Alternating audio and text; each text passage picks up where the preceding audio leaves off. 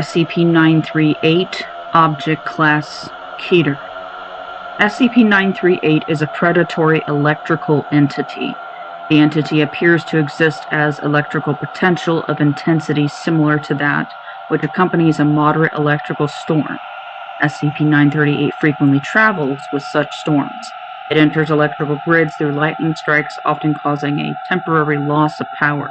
Upon infiltrating an electrical grid, SCP-938 typically selects a single occupied structure to monitor.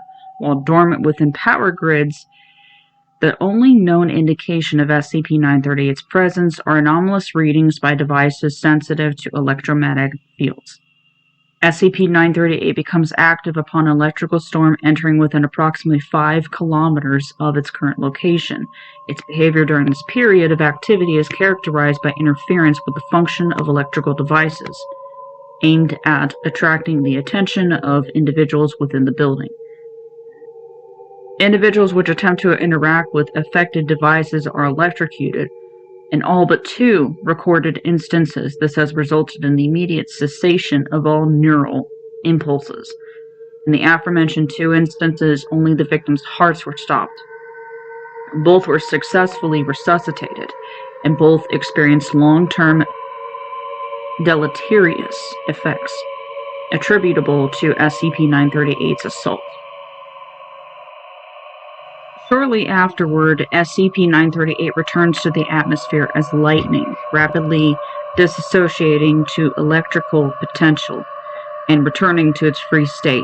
SCP-938 has on at least one occasion vacated an occupied structure without attempting to attract the attention of its residents or visitors, and twice after successful efforts which appeared aimed at attracting the attention of singular individuals.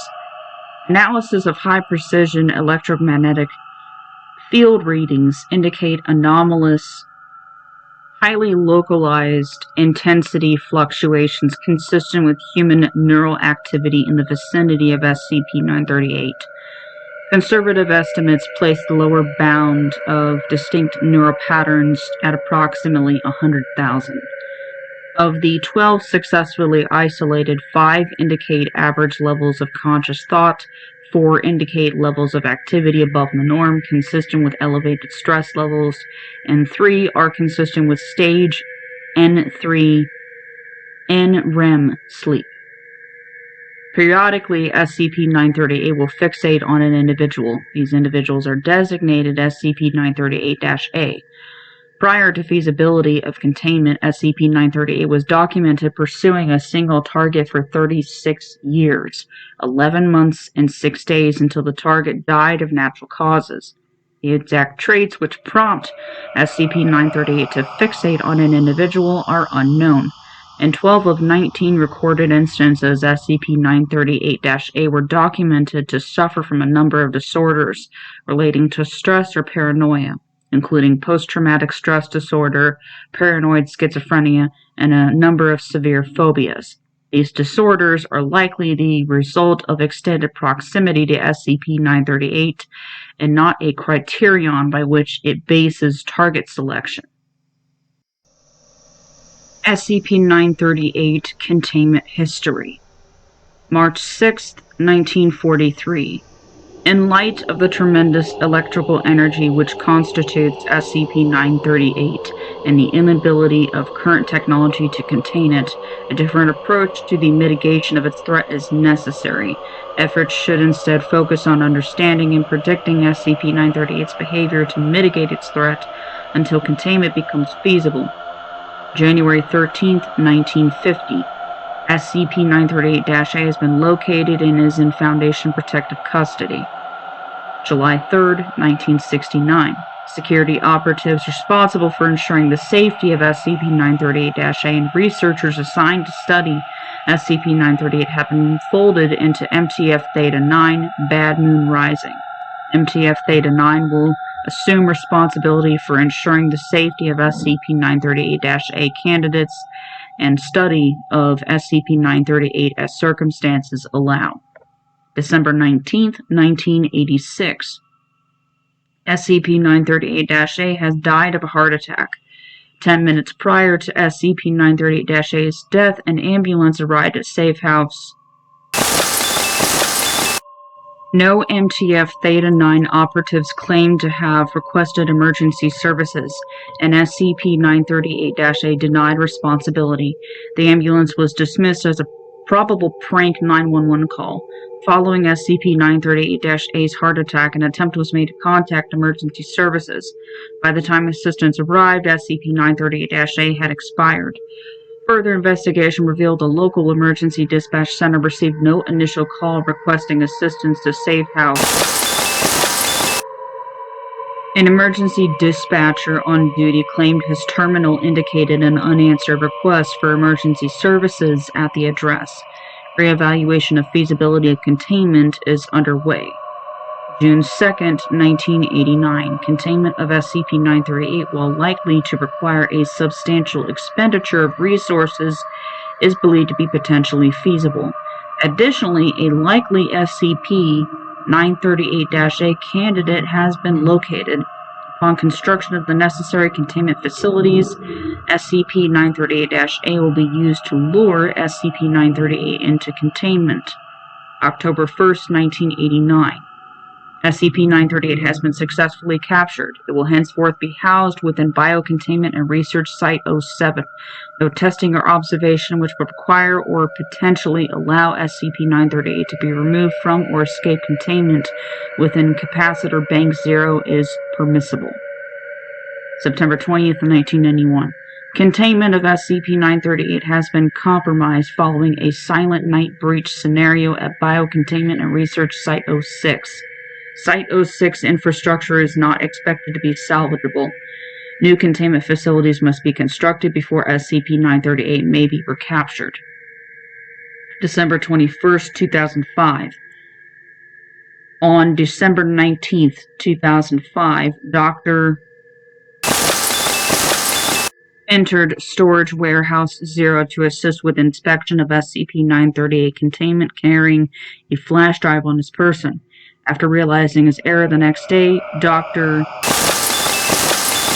reported the accidental breach of protocol and relinquished the flash drive for study, stating it was completely overwritten with meaningless data.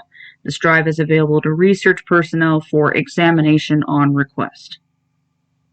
Addendum, September 29, 1944. The electrical phenomena, commonly known as St. Elmo's fire, provides SCP-938 with a direct route of attack. SCP-938-A, SCP-938. Foundation Personnel Security Detail suffered acute UV burns and permanent blindness. Died of resultant infections. Addendum, April 13, 1979. Several members of MTF Theta-9 have reported subtle hallucinations and a vague sense of unease while in the vicinity of SCP-938. The most frequently reported hallucination has been irregular clusters of iridescent red eyes watching from poorly illuminated areas, including the shadows of personnel, foliage, and a handful of reports the night sky. Agent remarked he once mistook the phenomenon for stars. It is not believed to be a cause for concern at this time. Note, February 22nd, 1990.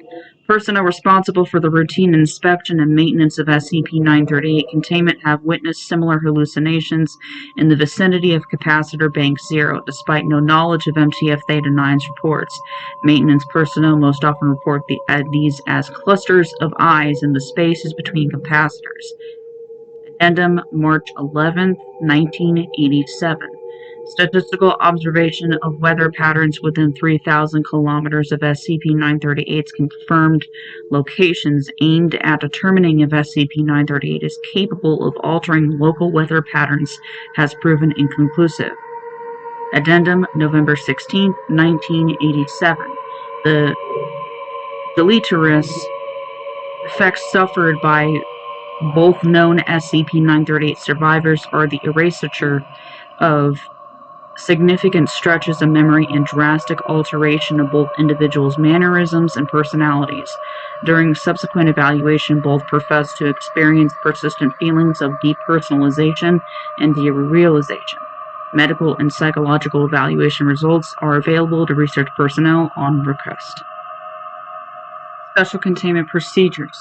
SCP-938 is to be contained within Capacitor Bank 0 at Biocontainment and Research Site 07. This bank is to consist of 427,500 EPCOS B4345 capacitors, maintained within Storage Warehouse 0. Storage Warehouse 0 should be constructed of reinforced high-strength concrete, its interior walls, floor, and ceiling lined with 5 centimeters of insulating PVC. The structure must be devoid of electrical wiring and systems. Lighting should be provided by fiber optic cables routed underground from adjacent structures.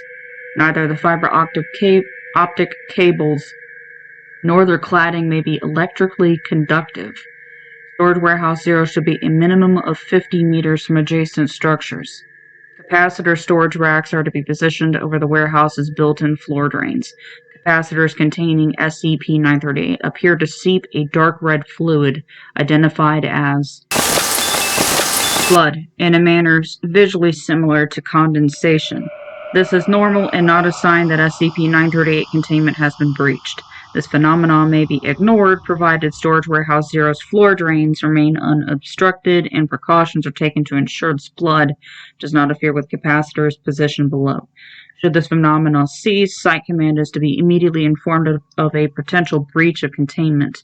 Both the structure and Capacitor Bank 0 should be inspected by 4 Class D personnel supervised by 2 Clearance Level 2 research personnel and at least 1 Clearance Level 3 security officer weekly or immediately following any electrical storm occurring with 20 kilometers.